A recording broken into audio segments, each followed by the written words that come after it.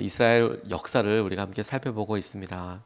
이스라엘 역사, 특별히 이 왕들의 역사가 사무엘 상하와 열왕기 상하가 우리 역대 상하와 겹치는 부분들이 있습니다.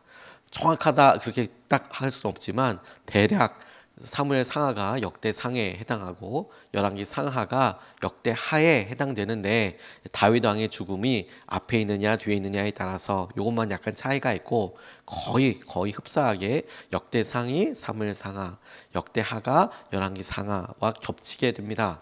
그래서 열왕기 상하에 있는 내용들이 역대 하에서도 발견되는 경우들이 많이 있습니다. 그것을 기술하는 역사가의 고백에 따라서, 시선에 따라서 조금의 차이는 있지만 반복되는 것을 보게 되는데, 이 아사 왕은 특별히 역대 하에서 또 열왕기 지금 우리가 읽은 본문에서 약간의 차이가 있지만 그럼에도 불구하고 하나님께서 인정하시는 왕으로 소개되고 있습니다. 르호보암 시절에 남유다와 북이스라엘이 갈라지게 되었어요. 왕국이 분열되게 되었고 르호보암의 아들 아비야, 그 아비야에 이어서 이제 아사가 왕이 되었습니다. 그러니까 이 아사 왕의 할아버지는 르호보암이 되겠지요. 아비야는 3년이라는 비교적 굉장히 짧은 재임 기간을 가지고 있습니다. 3년 되자마자 아들에게로 넘어갔고, 이 아들 아사가 41년 동안 통치했다는 것 아니겠습니까? 그러니까 굉장히 오랜 기간 동안 다스리게 되었는데, 아버지 때를 생각하면 이 아비야는 하나님께서 많이 도와주셨다라는 것을 발견할 수 있습니다. 여로보암 사이에 전쟁이 계속 있었지만 그럼에도 하나님께서 지켜주시고 이끌어 주셨어요. 하지만 그는 하나님 보시기에 악하다, 하나님 보시기에 좋지 않다라고 이제 평가받았던 왕입니다. 근데 아비야의 아들인 이 아사 왕은 하나님이 보시기에 정직하였다. 짧은 글이지만 그렇게 묘사되어 있는 것을 통해서 하나님께서 우리에게 오늘 붙잡게 하시고 하나님께서 우리에게 도전하시는 태도를 같이 살펴보고 싶습니다. 첫 번째로 주님이 보시기에 라고 나와 있는 하나님의 관점에서, 하나님 앞에서 우리가 취할 수 있는 정직이라는 것에 대해서 살펴보고 싶어요. 주님이 보시기에 그가 행했던 그 일, 오늘 10절에서부터 12절까지 말씀을 보면, 예루살렘을 41해 동안 다스렸다. 그의 할머니는 아비살롬의 딸 마아가이다. 아사는 그의 조상 다윗과 같이 주님께서 보시기에 정직하게 행하였다. 그의 조상 다윗과 같이 주님께서 보시기에 정직하게 행하였다. 그는 성전 남창들을 받아 나라 밖으로 몰아내고 조상이 만든 모든 우상을 없애버렸다라고 이야기하고 있습니다. 아사 왕은 르호보암도 솔로몬도 아버지였던 아비야도 듣지 못했던 평가를 받게 됩니다. 주님이 보시기에 그가 다윗과 같이 정직하였다라고 이야기하고 있어요. 하나님께서 다윗이라는 당신의 마음에 합한 사람을 왕으로 세워놓고, 그리고 그에게 영원한 언약을 주신 이후에 그의 삶을 굉장히 중요한 삶의 모범, 모델로 삼고 계시지요. 그래서 우리가 여러 하루하루를 질문해 볼 때 우리가 선택하고 나가는 길이 다윗의 길, 하나님께서 흡족해 하시고 하나님 마음에 합당한 삶의 길이냐, 아니면 여로보암의 길, 처음에는 똑같은 은혜와 마음을 누렸지만 점점 더 하나님께로부터 멀어지고 심지어 주위에 있는 사람들까지도 하나님께로부터 멀어지게 되는 죄의 통로로 살 것이냐, 이걸 선택하는 길, 이걸 분별하는 길이 우리에게 중요한 도전이 되게 하자, 이렇게 이번 특세를 살펴보고 있는데, 이 아사 왕은 첫 번째로, 지금까지 몇 왕을 살펴봤지만 역사적으로 첫 번째로 다윗과 같이 주님이 보시기에 정직하게 행했다, 이렇게 얘기하고 있는 거예요. 주님이 보시기에 그는 다윗과도 같았다, 다윗의 마음과도 같았다. 주님 앞에서의 정직함은 보이지 않는 하나님을 분명하게 인식하기 때문에 일어나게 되는 태도, 특별히 변할 수 없는 절대적인 태도라고 싶어요. 이게 무슨 말인 거 아니냐면, 하나님이 살아계셔서 하나님이 이 모든 것을 알고 계시고 보고 계세요. 그럼 어떻게 거짓말을 하겠습니까? 예를 들어 우리가 어떤 과일을 사고 혹은 해산물을 살 때 그걸 저울에다가 이렇게 재서 그래서 산다고 생각을 해 보십시오. 그 저울을 파는 사람도 보고 있고 사는 사람도 보고 있다면 2kg면 2kg, 1kg면 1kg, 이렇게 딱 서로 같이 확인하고 그리고 물건을 주고 받는다고 생각하면 거짓말을 할 수가 없겠죠. 저울 자체를 숨기는 게 아니면. 그런데 그런 저울 안 본다고 생각하면 파는 사람이 대충 500g만 주고 1kg다. 대충 1kg 주고 2kg다. 얼마든지 그렇게 할 수 있겠죠. 그걸 파는 사람이 사는 사람이 동시에 보지 않는다면 누군가가 그것을 정확하게 가리키고 있고 보여주고 있고 재고 있다면 거짓말할 수 있는 게 없어요. 하나님께서 우리가 사랑하는 사람, 우리가 만나는 사람과의 일과 대화와 만남을 다 보고 계세요. 저울처럼 다 알고 계세요. 그럼 어떻게 거짓말을 합니까? 어떻게 속일 수가 있어요? 어떻게 우리 마음대로 할 수 있습니까? 다 보고 있고 다 기록에 남고 있고 서로 확인하고 있다면. 그러니까 정직이라는 것이 우리의 삶에 있어서 뭐 더 어떻게 하고 이렇게 생각할 수도 있지만 여러 다양한 의미를 부여할 수 있지만 저는 오늘 본문 말씀에서 아사 왕에게 정직하였다라고 이야기하는 거의 핵심은 그가 하나님께서 보이지는 않지만 우리의 육안으로 하지만 그가 살아계신 하나님을 분명히 알았고 느꼈고 하나님이 오늘 결정과 오늘 삶을 다 알고 계셔. 그러니 속일 수 없고 그러니 살아계신 하나님 앞에서 보이는 행동 저는 그것이 하나님 보시기에 마음에도 합하고 정직할 수밖에 없는 정직하다고 할 수 있는 평가의 핵심이라고 싶어요. 하나님 다 보고 계신다. 하나님께서 저울 들고 이 말의 진위와 이 말의 결과와 열매들을 재고 계신다. 하나님 다 알고 계신다. 홈리와 비느하스는 엘리의 아들이었습니다. 제사장 역할을 했습니다. 많은 사람들에게 영향력을 주었던 것은 틀림없지만 안타깝게도 선하지 않은 악한 영향력을 주었습니다. 성전에 바치는 제물을 중간에서 갈취하기도 하고 법대로 하지 않고 율법대로 하지 않고 자기의 그냥 개인적인 것으로 편취하기도 하고 또 성전에서 일하는 여성들을 괴롭히기도 하고 막 이런 일을 했던 사람입니다. 엘리의 아들이었습니다. 나중에 언약궤 빼앗기고 그들도 죽음 당하지만 그로 인하여서 엘리 제사장이 죽기도 합니다. 홈리와 비느하스를 누가 키웠습니까? 엘리가 키웠습니다. 그런데 엘리 제사장 시절에 하나님께서 예비하신 또 다른 하나님의 대안이 있었습니다. 사무엘입니다. 어려서 어머니 한나가 서원하여서 낳았던 이 사무엘을 엘리 제사장에게 데려다 줍니다. 그의 서원을 마쳤을 때 하나님께 드리겠다고 했으니 엘리에게 가서 이 아이가 성전에서 자라도록 그렇게 이야기합니다. 그 아이 누가 키웠겠습니까? 엘리가 키웠습니다. 그래서 실제로 엘리와 함께 여러 에피소드들이 사무엘의 어렸을 때의 삶에서 발견되지요. 키운 것 엘리가 키웠습니다. 그런데 두 사람 홈리와 비느하스는 그렇게 나라가 망할 정도로 그런 패역한 삶을 살고 한 사람은 사무엘처럼 하나님께서 그 다음 세대를 위해서 준비되고 사용하고 그리고 계속해서 교제하시는 사람으로 살게 되었습니다. 태어나게 되었습니다. 차이가 뭐냐? 누가 가르쳤느냐? 누가 함께 했냐가 아니라 똑같이 엘리 제사장이 키우고 양육하고 많은 시간 함께 했겠지만 그들의 삶에 있어서 결정적인 것은 뭐냐면 홈리와 비느하스는 스스로 하나님을 찾거나 하나님께서 살아계신다고 생각하지 않았던 것 같습니다. 그러니까 성전에 드려지는 제물을 편취하기도 하고 그리고 성전에서 일하는 사람들을 그리 모욕하고 조롱하기도 했을 것 같아요.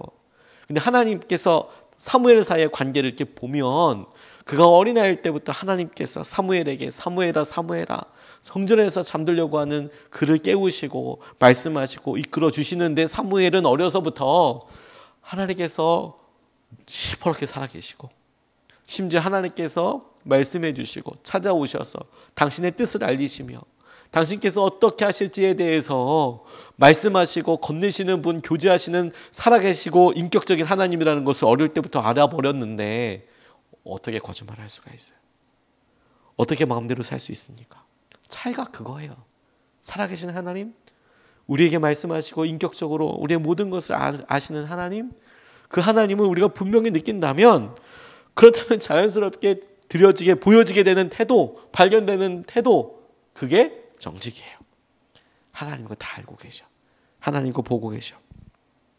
살아계신 하나님께서 모든 것을 지켜보시기에 남을 속이거나 부끄러운 일을 할 수 없을 뿐더러 이러한 마음의 연장선상에서 우상 숭배할 수 없어요. 하나님 보고 계시잖아요. 지금 이 상황에.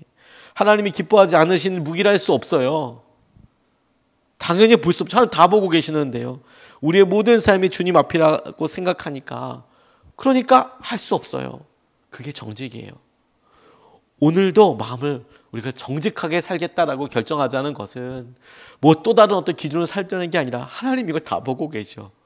너무 자연스럽죠. 저울 앞에 있는 것처럼. 여러분 우리가 물건 팔 때 저울 있어요. 저울대로 잘 달아줘야겠다. 이건 뭐 대단히 엄청난 노력을 요구하는 게 아니고 1kg 팔기로 했으니까 1kg 주는 거 이건 너무 상식적인 이야기잖아요. 하나님 함께 보고 계셔. 함께 저울 달고 계셔. 그러니 나는 오늘 그 살아계신 주님을 알고 인식하고 살 거야. 오늘 그렇게 주님 앞에서 아사를 통해서 보여주시는 이야기를 첫 번째로 우리가 붙잡고 싶습니다. 두 번째로 주목하고 싶은 것은 주님께서 말씀하시는 주님을 더 사모하는 일에 대해서 주님께서 사모하는 마음이라고 받아주시고 그리고 이렇게 기록해 주신 것에 대해서 주목하고 싶어요. 13절로 14절 말씀이 이렇게 이야기하고 있습니다.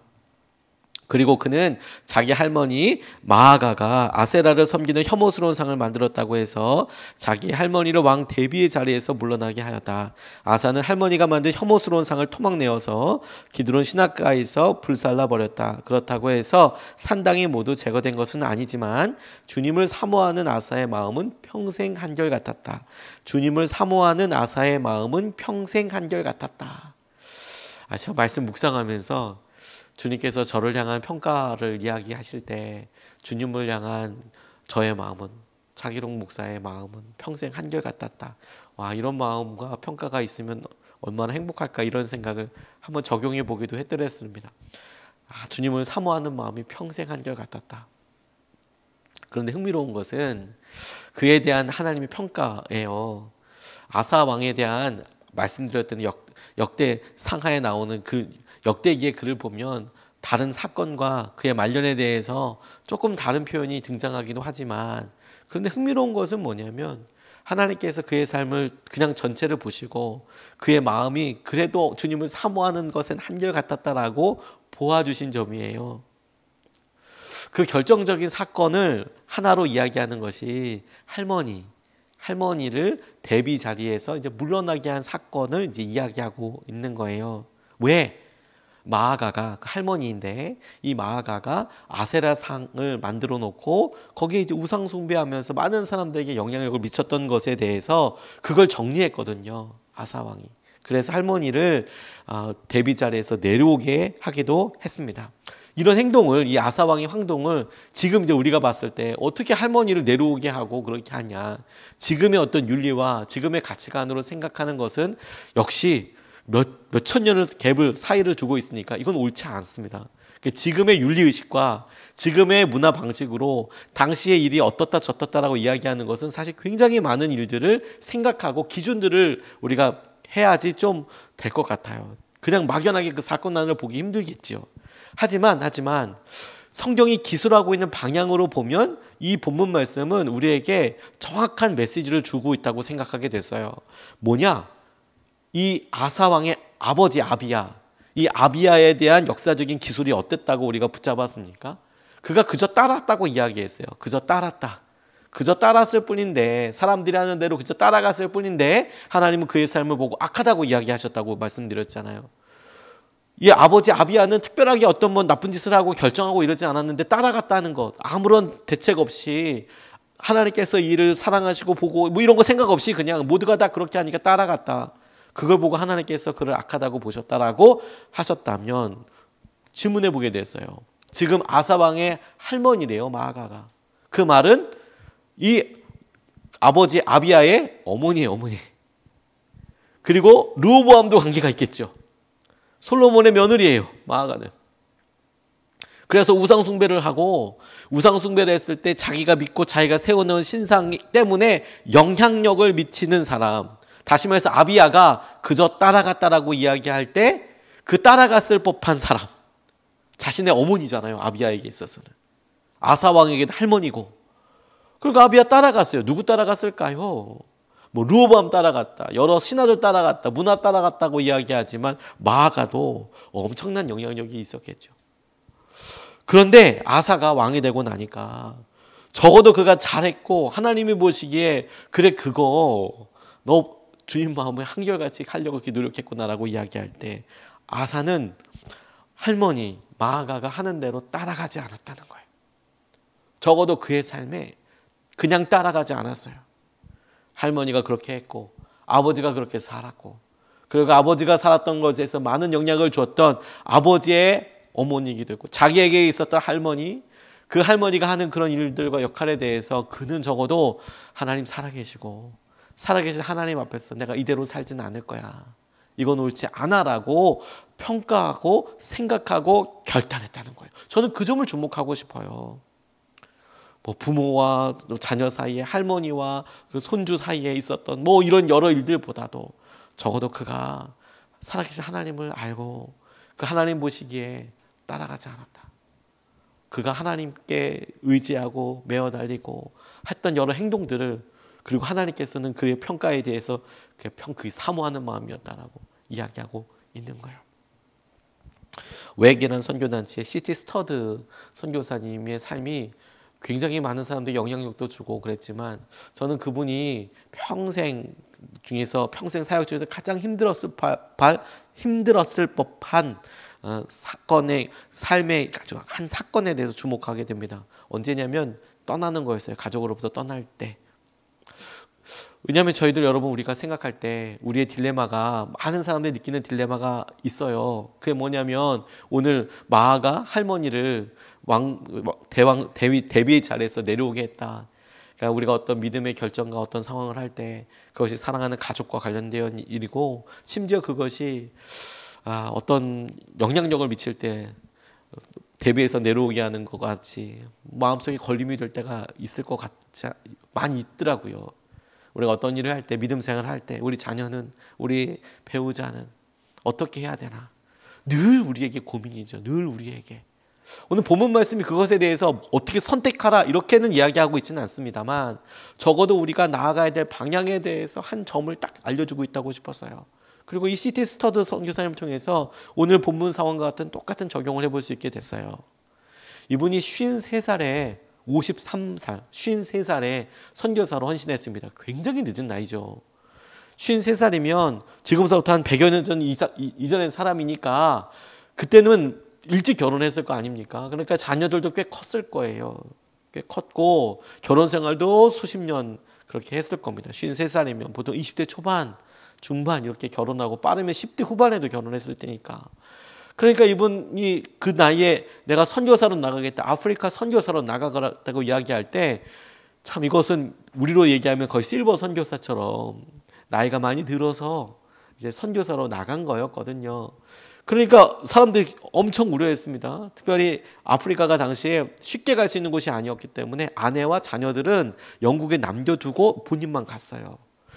교통편도 그렇고 뭐 비행기가 있어서 왔다 갔다 할 수 있는 것도 아니고 몇 달이 걸려서 아프리카로 가고 돌아오고 이런 시기였기 때문에 돌아가면 이제 언제 볼지 모르는 거예요. 그럼 마지막인 거죠. 그러면 아버지 선교사님 입장에서는 자녀 혹은 아내에 대해서 내가 이런 선택을 하면 평생 못 봐, 평생 헤어져, 이제 끝이야, 우린 죽는 거나 마찬가지야, 그런 느낌이 들죠. 이 선택이 우리가 믿음으로 결정할 때 이걸 내가 이렇게 자녀들에게 혹은 내가 이렇게 가족에게 혹시라도 아픔, 슬픔, 피해 이런 거 주는 거 아니야라고 고민할 만하잖아요. 그런데 스터드가 그의 아내에게 쓴 글에 대해서 이렇게 쓴 편지에 이런 내용이 나와요.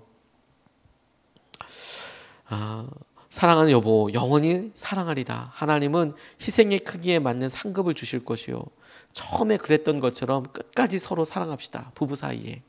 단 예수님을 조금 더 사랑합시다. 예수님을 조금 더 사랑합시다. 저는 그 말이 너무 마음에 와서 닿았어요. 저는 아사가 할머니를 미워하고 싫어하고 이렇게 생각하는 것 아니라고, 그렇게 생각하는 것이 마음에 좀 불편하더라고요. 오히려 그의 삶을 가만히 생각해 보면 안타까웠겠죠. 아팠겠죠. 그래서 어떻게 하든지 설득도 해봤을 것 같습니다. 하지만 하나님을 조금 더 사랑한 거예요. 우리 삶에도 아마 이런 갈등과 고백이 계속 될 겁니다. 하나님의 의견을 묻고 따르고 살아갈 때 마치 이것이 서로 대치되는 듯한 느낌이 들 때 어떻게 해야 되냐?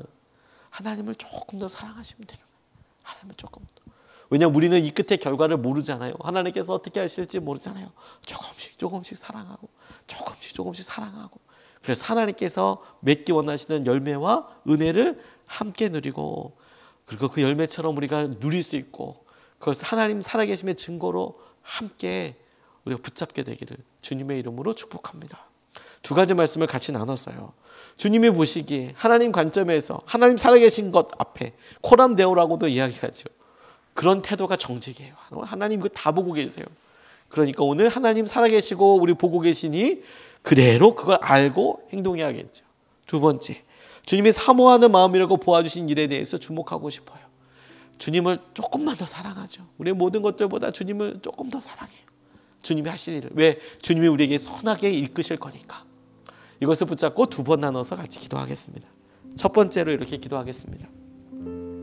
주님 앞에서 살아가고 있음을 잊지 않고 주님 보시기에 정직하게 행하게 해달라고 우리가 첫 번째로 같이 기도하고 싶습니다. 우리가 주님 앞에서 살아가고 있는 겁니다. 이거 잊지 않으면 저울 앞에서 우리 물건 파는 거나 똑같은 겁니다. 속일 이유도 없고 이건 너무 자연스러운 거고 그게 원래 맞는 거예요. 주님 보시기에 정직하게 행하게 하여 주십시오. 오늘 모든 말과 행동과 결정과 모든 일에 주님 앞에서 살아가고 있음을 잊지 않고 주님 보시기에 정직하게 행하게 하여 주시옵소서. 우리가 첫 번째로 같이 함께 기도하시겠습니다.